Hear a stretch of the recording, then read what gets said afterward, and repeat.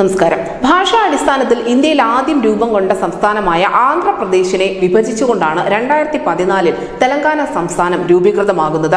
അന്നു മുതൽ കഴിഞ്ഞ നിയമസഭാ തെരഞ്ഞെടുപ്പ് വരെ അവിടം ഭരിച്ചത് KCR എന്ന ഒറ്റയാനായിരുന്നു. പക്ഷേ കഴിഞ്ഞ നിയമസഭാ തെരഞ്ഞെടുപ്പിൽ തെലങ്കാന രാഷ്ട്രീയം തകിടം മറിഞ്ഞു. തുടർച്ചയായ തിരിച്ചടികൾക്കൊടുവിൽ കോൺഗ്രസിന് ആശ്വാസമായി തെലങ്കാന.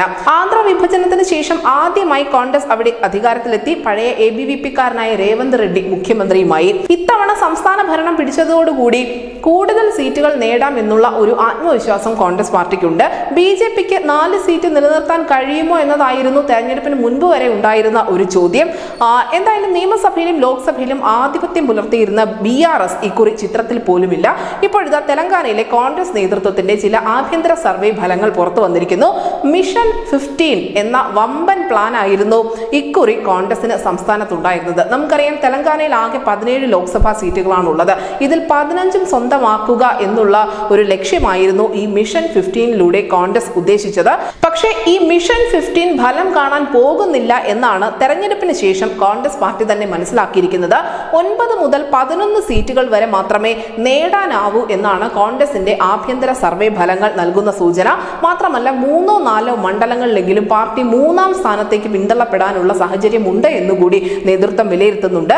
സുനിൽ കനഗുലുവിന്റെ ടീം നടത്തിയ സർവേയുമായി ചേർന്ന് നിൽക്കുന്നതാണ് കോൺഗ്രസിന്റെ ഈ ആഭ്യന്തര സർവേ ഫലങ്ങൾ എന്നതുകൂടി ശ്രദ്ധേയമാണ്.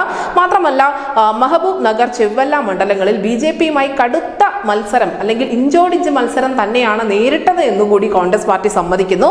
അതേസമയം വലിയ മാർജിൻ ഫിക്സ് ചെയ്ത് കളത്തിലിറങ്ങിയ കോൺഗ്രസിനെ കടത്തി വെട്ടുന്ന തരത്തിലുള്ള പ്രചരണമായിരുന്നു BJP സംസ്ഥാനത്ത് നടത്തിയത്. നഗര കേന്ദ്രീകൃതമായ വോട്ടുകളൊക്കെയും BJP-ക്കൊപ്പമാണ്. സംസ്ഥാനത്ത് 9 മുതൽ 10 സീറ്റുകൾ വരെ നേടും എന്ന് BJP ഉറപ്പിക്കുന്നുമുണ്ട്.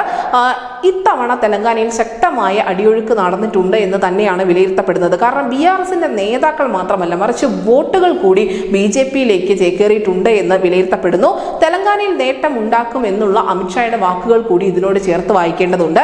എന്തായാലും ദേശീയ നേതാക്കൾ കളം നിറഞ്ഞത് മുതൽ തെലങ്കാനയിൽ ഒഴുകിയ പണം വരെ വരാൻ പോകുന്ന ഫലത്തെ സ്വാധീനിക്കുമെന്ന കാര്യത്തിൽ ഒരു തർക്കവുമില്ല. താമരയ്ക്ക് വോട്ട് ചെയ്തതിനെ തുടർന്ന് വോട്ടറെ MLA തല്ലിയ സംഭവം ഉൾപ്പെടെ തെലങ്കാനയിൽ വലിയ ചർച്ചാ വിഷയമായിരുന്നതാനും BRSന്റെ പരമ്പരാഗത വോട്ടുകൾ അത് ആര് സ്വന്തമാക്കും എന്നത് തന്നെയാണ് ഏറ്റവും പ്രധാനപ്പെട്ട ചോദ്യം.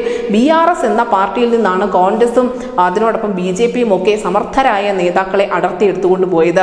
അതിനർത്ഥം ഈ ലോക്സഭാ തെരഞ്ഞെടുപ്പ് കഴിയുന്നതോടുകൂടി 1 ദശാബ്ദ കാലം തെലങ്കാന ഭരിച്ച KCR എന്ന നേതാവ് ഇല്ലാതാകും എന്നുകൂടിയാണ്. News desk news India Malayalam.